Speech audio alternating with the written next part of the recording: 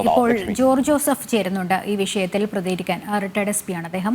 Shri George Joseph, ഈ ആഭ്യന്തര വകുപ്പിൽ നിന്ന് പൊതുവെ പോലീസിൽ നിന്ന് വിവരങ്ങളൊക്കെ ചോരുന്നു, അത് കടുത്ത നിയന്ത്രണം ആഭ്യന്തര വകുപ്പിലേക്ക് ഏർപ്പെടുത്തുന്നതിൽ അങ്ങനെ ഒരു സാഹചര്യം കൊണ്ടുചെന്നെത്തിക്കുന്നു എന്നുള്ളതാണ്. കാരണം വിവരങ്ങൾ ചോരുന്നത് ഒഴിവാക്കാൻ നിർദ്ദേശം നൽകിയിരിക്കുന്നു. എങ്ങനെ നോക്കിക്കാണുന്നു? ഒരു രഹസ്യാത്മകത സൂക്ഷിക്കേണ്ട കാര്യങ്ങൾ തീർച്ചയായിട്ടും ഉണ്ട്. അതിപ്പോൾ ആഭ്യന്തര സുരക്ഷ ഉൾപ്പെടെയുള്ള കാര്യങ്ങൾ കുറച്ച് രഹസ്യമാക്കിയൊക്കെ വെക്കേണ്ടതുണ്ട്. പക്ഷേ ഇത്തരത്തിൽ വളരെ കടുത്ത നടപടി, ഈ വിവരങ്ങൾ ചോർന്നാൽ ഫോൺ രേഖകൾ ഉൾപ്പെടെ പരിശോധിക്കും എന്നൊരു നിലപാടിലേക്ക് കൊണ്ടുചെന്നെത്തിച്ച സാഹചര്യം എന്താണ്? താങ്കൾ എങ്ങനെ ഇതിനെ നോക്കിക്കാണുന്നു? അല്ല, അത് എല്ലാവർക്കും രാഷ്ട്രീയമുണ്ട്. കാരണം ഈ സർക്കാർ ജീവനക്കാർക്ക് രാഷ്ട്രീയപരമായ അധികാരങ്ങൾ അല്ലെങ്കിൽ അതിനുള്ള അവസരം കൊടുക്കുന്നത് തീർച്ചയായിട്ടും സർക്കാർ ജീവനക്കാരുടെ ഇടയിൽ പല ഗ്രൂപ്പുകളും ഉണ്ട്. ഭരണപക്ഷത്തും എതിർപക്ഷത്തും അതിശക്തമായ ഗ്രൂപ്പുകൾ, അവരുടെ ഓർഗനൈസേഷനും ഉണ്ടല്ലോ. അപ്പം സർക്കാർ എടുക്കുന്ന ചില തീരുമാനങ്ങൾ, രഹസ്യമായി നടത്തുന്ന അജണ്ടകൾ, അതുപോലെ വഴിവിട്ടുള്ള ചില സഞ്ചാരങ്ങൾ, ചില നിർദ്ദേശങ്ങൾ, ഇതൊക്കെ തീർച്ചയായിട്ടും വെളിയിലോട്ടും വരും. ഇപ്പം തന്നെ ഇവിടെ രഹസ്യമായി അവര് TP ചന്ദ്രശേഖരൻ വധക്കേസിലെ പ്രതികൾ 4 പേര് അവർക്ക് റെമിഷൻ കൊടുക്കാനുള്ള ഒരു നീക്കം സർക്കാരിന്റെ ഭാഗത്തുനിന്നുണ്ടായി. അത് കണ്ണൂര് അവിടുത്തെ ജയിലിന്റെ സൂപ്രണ്ടിന്റെ ചുമതല വഹിക്കുന്ന ആള് രഹസ്യമായി ആ ഒരു ലിസ്റ്റ് ഉണ്ടാക്കിയിട്ട് ഹൈക്കോടതി പറഞ്ഞ 20 വർഷത്തെ തടവ് കഴിഞ്ഞിട്ട് മാത്രമേ റെമിഷനെ പറ്റി ആലോചിക്കാൻ കഴിയുള്ളൂ. അങ്ങനെയുള്ള സംഭവത്തിന് രഹസ്യമായി ആ ലിസ്റ്റിനകത്ത് 4 പേരും കൂടെ ചേർത്ത സംഭവം അതൊരു തീർച്ചയായിട്ടും സിവിൽ ലയബിലിറ്റിയാണ്, ഒരു കോർപ്പറേഷൻ തന്നെയാണ്. അപ്പൊ അത് എങ്ങനെയാണ് ഒരു ഉദ്യോഗസ്ഥൻ സ്വയമേ ചെയ്യുന്നതെന്ന് നമുക്ക് വ്യക്തതയില്ല. അതിന് ശക്തമായിട്ടൊരു താല്പര്യം വരണം ആ കാര്യത്തിൽ. ഒന്നെങ്കിൽ രാഷ്ട്രീയപരമായി അയാളും ചിന്തിക്കുന്നു ആചരിച്ചിട്ടുണ്ട്, അല്ലെങ്കിൽ വേറെ എവിടെന്നെങ്കിലും രഹസ്യമായ നിർദ്ദേശമായ കിട്ടി. അതുകൊണ്ടാണ് അങ്ങനെ ഒരു റിപ്പോർട്ടിനകത്ത് 188 പേരുടെ റിപ്പോർട്ടിനകത്ത് ഒരിക്കലും ബെയിലിൽ അല്ലെ റെമിഷൻ കൊടുക്കാൻ പറ്റാത്ത 4 പേരെ കൂടെ ചേർത്തത്.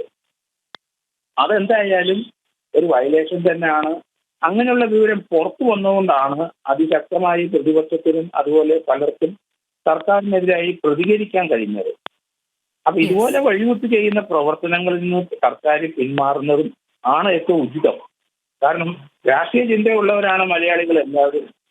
ഭരണത്തിൽ ഇരിക്കുന്ന ആൾക്കാര് എന്ത് കാണിച്ചാലും അതിന് ബദല് അവിടെ തന്നെ അവരുടെ കൂടെ തന്നെ ഉള്ള എതിർ ചേരിയിലുള്ളവരുമുണ്ട്. അങ്ങനെയുള്ള അനിഷ്ടകരമായ അല്ലെങ്കിൽ ഒരിക്കലും ഇതുപോലെയുള്ള വയലേഷൻ നടത്തുന്ന കാര്യങ്ങളൊക്കെ പുറത്തു വന്നുകൊണ്ടിരിക്കുക. അത് തടയാൻ കഴിയില്ല, എത്ര കാര്യം ഉണ്ടായാലും ശരി. പക്ഷെ രാജ്യദ്രോഹപരമായ ഏതെങ്കിലും വിധത്തിലുള്ള സംഭവങ്ങളാണെങ്കിൽ അതിന് ഭരണപക്ഷമോ പ്രതിപക്ഷമോ നോക്കാതെ തന്നെ നടപടിയിൽ വന്നോളൂ. പക്ഷെ ഇപ്പം ചോർന്നത് അത് പോലീസിന്റെ ഭാഗത്തുനിന്നും തന്നെ, അല്ലെങ്കിൽ സേനയിലുള്ളവരിൽ നിന്നോ അല്ലെങ്കിൽ ജയിലിൽ നിന്നുള്ളവരിൽ തന്നെ ചോർന്നതാണ്. അതിന് യാതൊരു സംശയമില്ല.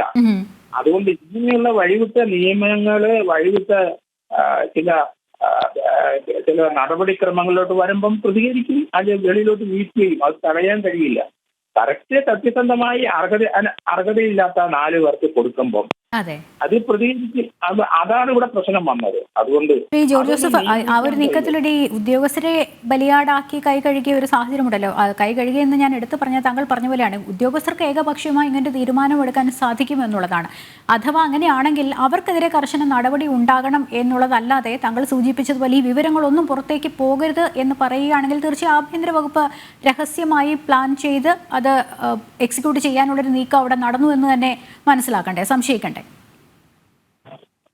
അല്ല, അങ്ങനെ ചെയ്യുന്ന ഉദ്യോഗസ്ഥരെ സർവീസിൽ വെക്കാൻ പാടില്ല എന്നാണ് ഞാൻ പറയുന്നത്. അതെ, അത് തീർച്ചയായും അതെ, അങ്ങനെ തന്നെ പോണം ഈ കാര്യത്തില്. അപ്പൊ അതിന് പക്ഷെ അത് അവർ മാത്രം എടുത്ത തീരുമാനമാണ് എന്നൊരു നിലയ്ക്കേക്ക് കാര്യങ്ങൾ കൊണ്ടുചെന്ന് എത്തിക്കുന്നത്. അത് അവര് ഇങ്ങനെ വഴിവിട്ട് ചെയ്യുന്ന പ്രവർത്തികൾക്ക് അവർ തന്നെ അനുഭവിക്കട്ടെന്ന്. അങ്ങനെ ചെയ്യാൻ പാടില്ലല്ലോ. നിയമപരമായിട്ട് ആ ജയിൽ ഉദ്യോഗസ്ഥൻ ചെയ്യാൻ പാടില്ലാത്ത കാര്യം അയാൾ ചെയ്യുന്നെങ്കിൽ അയാളെ സർവീസിൽ വെക്കാൻ. എന്ന് വെച്ചാൽ ഈ മുകൾ തട്ടിൽ നിർദ്ദേശം വരികയാണെങ്കിൽ പോലും കൃത്യമായി സത്യസന്ധമായ കാര്യങ്ങൾ ചെയ്യാവൂ എന്നുള്ളതല്ലേ? കാരണം സമ്മർദ്ദത്തിന് വഴങ്ങരുത് എന്നുള്ളതാണ്. അതെ, സർക്കാർ ഉദ്യോഗസ്ഥന്മാർ ചെയ്യുന്നത് പൊതുജന നന്മയ്ക്കുള്ള കാര്യങ്ങൾ മാത്രമാണ് ചെയ്യേണ്ടത്. അവര് രാഷ്ട്രീയം കളിച്ച് രാഷ്ട്രീയ ചിന്തകളോടെ പെരുമാറാൻ പോയി കഴിഞ്ഞാൽ അവിടെ ഇനി ആ സർവീസിൽ വെക്കട്ടെ, അങ്ങനെ ഒരു തീരുമാനം എടുക്കട്ടെ. ഇതൊക്കെ മാറിക്കോളും. ഇങ്ങനത്തെ വേലകളൊന്നും ഇനി കാണിക്കത്തില്ല ഉദ്യോഗസ്ഥന്മാർ. യെസ് യെസ്, ശരി, വളരെയധികം നന്ദി ശ്രീ ജോർജ് ജോസഫ് ഈ വിഷയത്തിൽ പ്രതികരിച്ചതിന്.